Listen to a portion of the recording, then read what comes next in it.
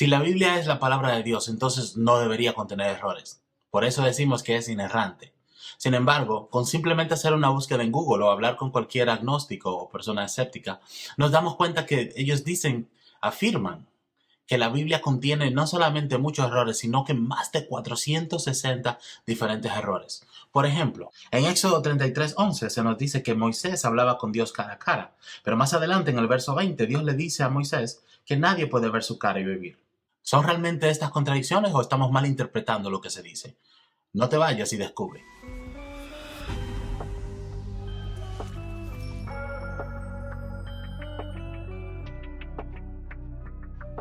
Bienvenidos a Simple y Cierto, mi nombre es Héctor Calvo y hoy vamos a estar discutiendo acerca de las aparentes contradicciones en la Biblia.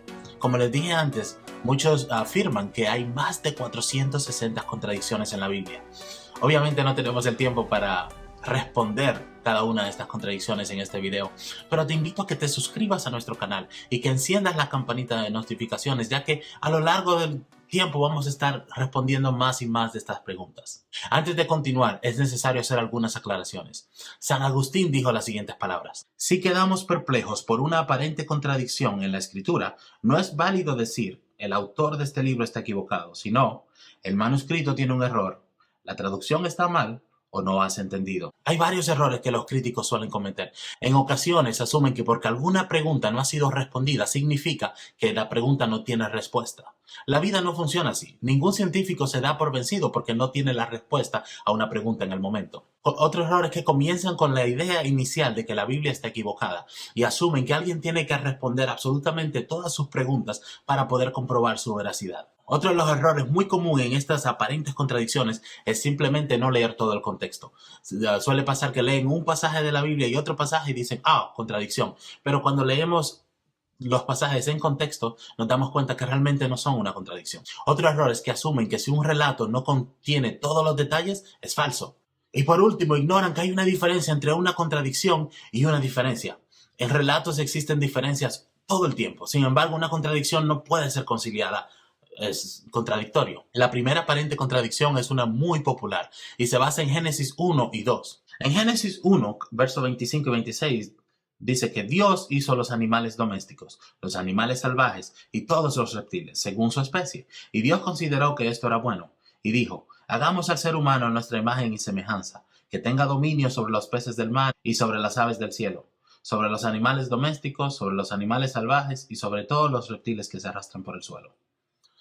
De acuerdo a Génesis 1, Dios creó primero a los animales y luego creó a los seres humanos. Sin embargo, cuando leemos el relato en Génesis 2, dice, entonces Dios, el Señor, formó de la tierra toda ave del cielo y todo animal del campo, y se los llevó al hombre para ver qué nombre les pondría. El hombre les puso nombre a todos los seres vivos, y con ese nombre se les conoce.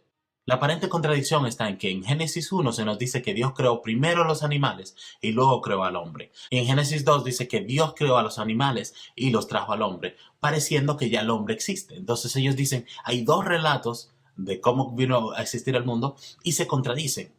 Pero veamos, ¿es esto cierto? Cuando leemos el relato en Génesis 1 vemos indicaciones de que hay un orden cronológico. Por ejemplo, se nos dice día 1, día 2, día 3. Se nos relata qué día de la creación está. Aparte de eso tenemos otros detalles como que se nos cuenta que fue la noche y el día del día 1 o la noche y el día del día 2. Es claramente y obviamente usando un orden cronológico para relatarnos lo que está ocurriendo. Sin embargo, en el capítulo 2 no hay estas indicaciones. No es otro relato de la creación, sino más bien es simplemente añadir detalles al día número 6. Si notamos, no se menciona nada acerca de la creación de la tierra, no se menciona nada de la creación de la atmósfera, ni de la creación de los océanos, ni de los seres marinos, ni de la tierra seca, ni del sol. Esto muestra que en el capítulo 2 no está la intención de dar otro relato de Génesis. Y aparte, sería ridículo dar el mismo relato dos veces. Está añadiendo detalles y eso lo hacemos todo el tiempo. Yo puedo decir, trabajé de lunes a viernes, el viernes me pagaron y el sábado fui al supermercado, el domingo fui a la iglesia. El sábado cuando fui al supermercado, porque me pagaron, pude comprar esto, pude comprar aquello. Estoy simplemente añadiendo más detalles acerca de lo que ocurrió el día sábado. No estoy tan enfocado en dar un orden cronológico, simplemente estoy añadiendo detalles a una historia que ya yo te di el orden cronológico. Otra aparente contradicción es si Jesús vino a traer paz o a traer guerra. En Juan 14:27 Jesús dice, la paz les dejo, mi paz les doy. Yo no se las doy a ustedes como la da el mundo. No se angustien ni se acobarden. Sin embargo, en Mateo 10:34 él dijo las siguientes palabras. No crean que he venido a traer paz a la tierra. No vine a traer paz, sino espada. Esta aparente contradicción tiene una respuesta muy sencilla. Tiene que ver con el contexto y lo que está hablando. En el Evangelio de Juan, cuando él está diciendo que vine a traer paz a ustedes, él está hablando de su misión. La misión de Jesús fue traer paz. Romanos 5:1 dice, en consecuencia, ya que hemos sido justificados mediante la fe, tenemos paz con Dios por medio de nuestro Señor Jesucristo. Esta es la paz a la que Jesús se está refiriendo en el Evangelio de San Juan. La Biblia dice que el ser humano está en enemistad con Dios y que Jesús vino a restaurar y a restablecer esa relación. Pero también habla de la paz que Él da a nuestros corazones. En Filipenses 4:7 dice, y la paz de Dios que sobrepasa todo entendimiento cuidará sus corazones y sus pensamientos en Cristo Jesús. Como vemos, esta es una ocasión donde no comprender las Escrituras y no leer en contexto puede causar malentendidos. Sin embargo, en el otro pasaje, creo que sería conveniente leerlo en contexto para entender un poquito más qué es lo que Jesús está hablando. No crean que he venido a traer paz a la tierra. No vine a traer paz, sino espada, porque he venido a poner en conflicto al hombre con su padre, a la hija con su madre, a la nuera con su suegra. Los enemigos de cada cual serán los de su propia familia. El que quiera a su padre o a su madre más que a mí no es digno de mí. El que quiera a su hijo o a su hija más que a mí no es digno de mí. Jesús está abordando algo completamente diferente acá. Él está hablando de las consecuencias de la alianza que tenemos con Jesús. Saben, lo hemos visto millones de veces. Familias que son divididas por el Evangelio. Pero no porque Jesús desea dividir a esta familia, sino porque parte de la familia decide seguir a Jesús y parte de la familia decide no hacerlo. Creo que muchos de los que hemos entregado nuestra vida a Jesús nos hemos dado cuenta que ha traído consecuencias. Hemos perdido amistades, hemos sido perseguidos por ciertas personas simplemente porque no están de acuerdo con nuestro nuevo estilo de vida y no están de acuerdo con nuestra alianza y nuestra fidelidad a Dios. Así que no hay contradicción. Jesús vino a este mundo a traer paz. Él vino a traer paz a todos aquellos que lo reciban. Pero eso obviamente va a crear una guerra simultáneamente. Lo que Jesús está diciendo es, cuando tú notes que en tu familia hay división, eso es normal, eso es parte del proceso que estamos pasando. ¿Por qué? Porque este mundo, dice la Biblia, ama las tinieblas, ama el mal. La siguiente aparente contradicción es sobre si se debe robar o no se debe robar. En Éxodo 20:15 se nos dice, no robes. Sin embargo, en Éxodo 3:21 al 22 dice, pero yo haré que este pueblo se gane la simpatía de los egipcios, de modo que cuando ustedes salgan de Egipto no se vayan con las manos vacías. Toda mujer israelita le pedirá a su vecina y a cualquier otra mujer que viva en su casa objetos de oro y de plata y ropa para vestir a sus hijos y a sus hijas. Así despojarán ustedes los egipcios. Éxodo 30.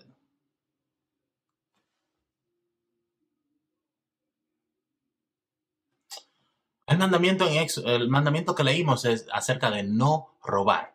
Sin embargo, muchos, porque termina el pasaje diciendo que ustedes despojarán a los egipcios, asumen que están robando, pero noten en el mismo pasaje que Dios nunca los manda que les roben. Él les dice que Él hará que su pueblo se gane la simpatía de los egipcios. Y de este modo, cuando ustedes salgan, no se vayan con las manos vacías. Ahora, miren, en el verso 22 dice, toda mujer israelita le pedirá a su vecina y a cualquier otra mujer que viva en su casa objetos de oro y de plata y ropa para vestir. Y así despojarán ustedes a los egipcios. Note que Dios nunca les mandó a los israelitas a que les roben a los egipcios. Él dice, voy a hacer que se ganen la simpatía de ellos. Yo voy a poner en el corazón de ellos para que respondan que sí. Y ustedes simplemente lo que van a hacer es pedirles y ellos se los van a dar de buena voluntad. Lo que está pasando acá es Dios está trabajando en el corazón de los egipcios para que ellos den de buena gana y bendigan al pueblo de Israel. Y si lo notan, era más que justo. Ellos habían tenido a los israelitas como esclavos por cientos de años. Y esta es la manera que Dios prepara a los israelitas para que no se vayan con las manos vacías. Aquí no existe ningún robo. Es más bien, Dios pone en el corazón de los egipcios para que cuando los israelitas pidan, ellos sientan gracia, ellos sientan simpatía y los bendigan con sus bienes materiales. La siguiente aparente contradicción es, ¿se arrepiente Dios o no se arrepiente Dios? En Números 23:19 se nos dice, Dios no es un simple mortal para mentir y cambiar de parecer. ¿Acaso no cumple lo que promete ni lleva a cabo lo que dice? Sin embargo, en Éxodo se nos dice, entonces el Señor se calmó y desistió de hacerle a su pueblo el daño que le había sentenciado. Si en el libro de Números se nos dice que Dios no cambia de parecer, ¿por qué cambió de parecer en este momento? Él iba a castigar a los israelitas y decidió no hacerlo. Esto es cambiar de parecer. Más allá también en Génesis 6, 6 y 7 se nos dice que se arrepintió de haber hecho al ser humano en la tierra y le dolió en el corazón. Entonces dijo, voy a borrar de la tierra al ser humano que he creado y haré lo mismo con los animales, los reptiles y las aves del cielo. Me arrepiento de haberlos creado. Entonces, ¿cambia de parecer Dios o no cambia de parecer Dios? Esa es una de las aparentes contradicciones que traen muy seguido y que a veces nos cuesta responder como iglesia. Pero vamos a lidiar con eso ahora. Si bien es cierto que Dios no cambia, su reacción ante una situación cambia cuando esta situación cambia. Por ejemplo, en Éxodo 3, el pueblo de Israel se rebeló contra Dios al crear una imagen para adorar. Y era algo que estaba en el pacto que ellos acababan de hacer. Ellos acababan de estar de acuerdo con Dios y decir, no vamos a adorar imágenes falsas. Sin embargo, al romper esto, Dios estaba determinado a castigarlos. Pero Moisés intercedió. Él intercedió ante Dios por su pueblo y fue esta intercesión lo que cambió a este pueblo de estar bajo el juicio de Dios y los movió a estar bajo la misericordia de Dios. Entonces, el cambio no fue en Dios, fue en las circunstancias. Y obviamente Dios, como Dios justo, tiene que responder a las circunstancias. La otra cosa a tener en cuenta es que estas historias están contadas y relatadas desde la percepción del ser humano. Y nosotros hacemos esto todo el tiempo. Decimos que subió el sol o que bajó el sol, pero sabemos que realmente eso no tiene nada que ver. El sol no sube ni baja, sino que más tiene que ver con la rotación de la Tierra. Sin embargo, cuando decimos que subió el sol o bajó el sol, no decimos, ay, estás equivocado, eso es un error. Entendemos lo que quiere decir. Estamos hablando cómo se percibe desde la experiencia humana. Y la Biblia usa eso mucho, porque cuando Moisés escribe el libro de Génesis, él nos dice, oh, Dios se arrepintió, Dios cambió de parecer. Y en Génesis 6 ocurre algo bien parecido cuando Moisés usa emociones humanas como el arrepentimiento para mostrar el dolor que Dios sentía por la violencia y la maldad del ser humano en Génesis 6. Pero vemos que no era la intención de Dios de deshacerse de todo el ser humano, porque él tenía el plan de usar a Noé para rescatar a la raza humana, y el hecho de que seguimos acá es clara señal de que Dios no tenía la intención de deshacerse del ser humano. Y ahora nos preparamos para responder la última aparente contradicción, pero antes de eso les pido que le presionen al símbolo de me gusta. Eso nos ayuda muchísimo a que YouTube nos rankee mejor y que podamos alcanzar a más personas. Y por último vamos a ver la aparente contradicción sobre si se puede o no se puede ver a Dios cara a cara. En Éxodo 33:11 se nos dice, y hablaba el Señor con Moisés cara a cara, como quien habla con un amigo. Obviamente acá se nos dice que Dios hablaba con Moisés cara a cara. Pero más adelante, en el verso 20, Dios le dice a Moisés, pero debo aclararte que no podrás ver mi rostro, porque nadie puede verme y seguirme con vida.